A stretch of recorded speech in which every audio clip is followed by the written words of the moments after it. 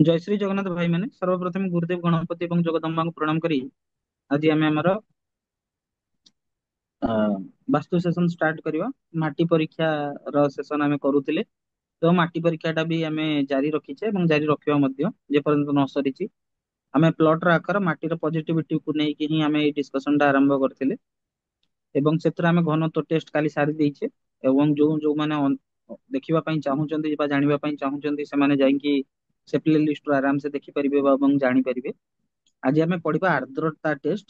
ଏ ମାଟି ଟେଷ୍ଟ ର ଉପକାରିତା ବିଷୟରେ ବି ମୁଁ ଅଲରେଡି କହିସାରିଛି କି ଗୋଟେ ମାଟିଟା ଯେତେ ପଜିଟିଭ ରହିବ ସେତେ ଆମକୁ ବାସ୍ତୁରେ ଭଲ ରେଜଲ୍ଟ ଆସିବ ବାସ୍ତୁ ହିସାବରେ କଲେ। ଏବଂ ଯଦି ମାଟି ପବିତ୍ର ନାହିଁ ଆମେ ଯେତେ ବାସ୍ତୁ ସେସନ ବାସ୍ତୁର ନିୟମ ହିସାବରେ କଲେ ମଧ୍ୟ ସେତିକି ଆମକୁ ପଜିଟିଭ ରେଜଲ୍ଟ ଦେବ ନାହିଁ। କାହିଁକି ଦେବ ନାହିଁ? କାରଣ ଗୋଟେ ସିମ୍ପଲ ଏକ୍ଜାମ୍ପଲ ମୁଁ ବି ସେଦିନ ଦେଇଥିଲି, ଆଜି ବି ସେଇଆକୁ ରିପିଟ କରୁଛି। ଯଦି କୌଣସି ଗୋଟେ ଗଛ ବା କୌଣସି ଗୋଟେ ଜିନିଷ ଯଦି ପଜିଟିଭ ଭାଇବ୍ରେସନ ରେ ଥିବ, ମାନେ ଗୋଟେ ଗଛକୁ ବଢିବାକୁ ହେଲେ ଉର୍ବର ମାଟି ଏବଂ ଉନ୍ନତ ବୀଜ ଦୁଇଟି ଦରକାର। ଯଦି ସେ ଦିଟା ଭିତରୁ କୌଣସି ବି ଗୋଟାରେ କମି ରହିଗଲା ତାହେଲେ ସେଟା ପ୍ରୋବ୍ଲେମ ସୃଷ୍ଟି କରିବ। ଏଇଟା ହେଲା ମୋର କହିବାର ତାତ୍ପର୍ଯ୍ୟ। ଚାଲନ୍ତୁ ଆମେ ଆଜି ଦେଖିବା ଆର୍ଦ୍ରତା ଟେଷ୍ଟ ମାଟିର କଣ, ସେଇ ବିଷୟରେ ଆମେ ଇଏ କରିବା। ଠିକ ଅଛି, ତ ଆଜି ଆମେ ଆରମ୍ଭ କରିବା ମାଟି ଟେଷ୍ଟ ସଏଲ ଟେଷ୍ଟିଂ କ୍ରମରେ। ସଏଲ ଟେଷ୍ଟ କ୍ରମରେ ଆର୍ଦ୍ରତା ଆର୍ଦ୍ରତା ୟାକୁ ଆମେ କହୁ ମଏଶ୍ଚର ଟେଷ୍ଟ। ମଏଶ୍ଚର ଟେଷ୍ଟ କହୁ ଆକୁ ଆମେ। କାହିଁକି କହୁ ନା, କୌଣସି ଆମେ ଜାଣିଛେ ଯେ ଜଳ ହେଉଛି ଜୀବନ।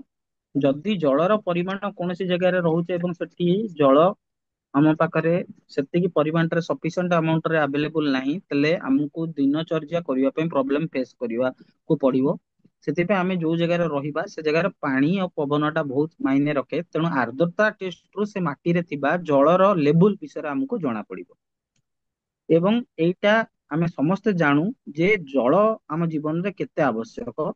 ଯୋଉଠି ଆମେ ଘର ତିଆରି କରିବା ସେଠି ଯଦି ମାଟି ତଳେ ସେତିକି ଆମାଉଣ୍ଟର ପାଣି ନାହିଁ ତାହେଲେ ଆମକୁ ପ୍ରୋବ୍ଲେମ ଭବିଷ୍ୟତରେ ଫେସ୍ କରିବାକୁ ପଡିବ। ତ ଆମେ କଣ କରିବା ମଏଶ୍ଚର ଟେଷ୍ଟ ପାଇଁ?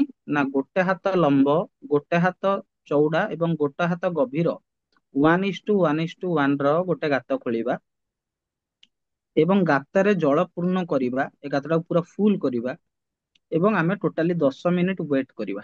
10 ମିନିଟ୍ସ ଆମେ ୱେଟ୍ କରିବା।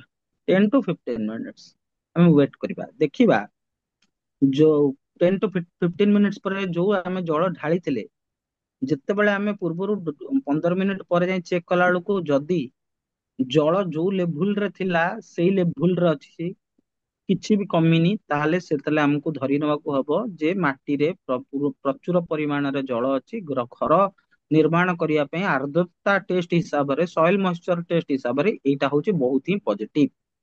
ଯଦି ଜଳର ସ୍ତର ସାମାନ୍ୟ ଟିକେ କମିଛି ତାହେଲେ ଆମକୁ ଜାଣିବାକୁ ପଡିବ ଯେ ଏଇଟା ହଉଛି ମଧ୍ୟମ ଧରଣର ଆର୍ଦ୍ରତା ଅଛି। ଏଠି ଏ କ୍ଷେତ୍ରରେ ଅ, ଆମେ ଜଳ ସଂରକ୍ଷଣର ବ୍ୟବସ୍ଥା କରିକି ଘର ନିର୍ମାଣ କରିବା।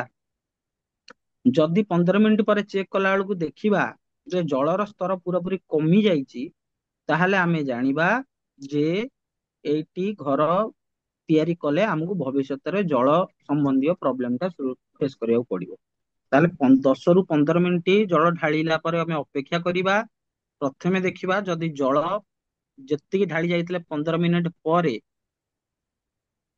ପରେ ଯଦି ଜଳ ସେମ ଲେଭୁଲର ରହିଲା, ମାନେ ସେମ ଲେଭୁଲର ଅଛି, ତାହେଲେ ଆର୍ଦ୍ରତା ଟେଷ୍ଟ ଗ୍ରେଟ, ବହୁତ ବଢିଆ, ଏଠି ଘର କରିହବ। ଦୁଇରେ କଣ ଦେଖିବା ନା ଯଦି ଟିକିଏ କମିଲା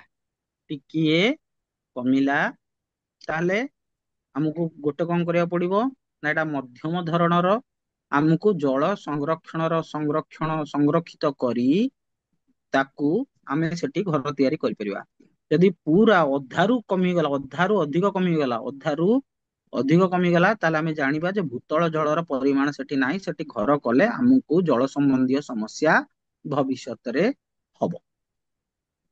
ଠିକ ଅଛି, ତେଣୁ ଏଇଟା ଥିଲା ଆର୍ଦ୍ରତା ଟେଷ୍ଟ। ଆଜିର ଭିଡିଓରେ ଆଜି ଆମେ ଜାଣିଲେ ଯେ ଆର୍ଦ୍ରତା ଟେଷ୍ଟ କଣ।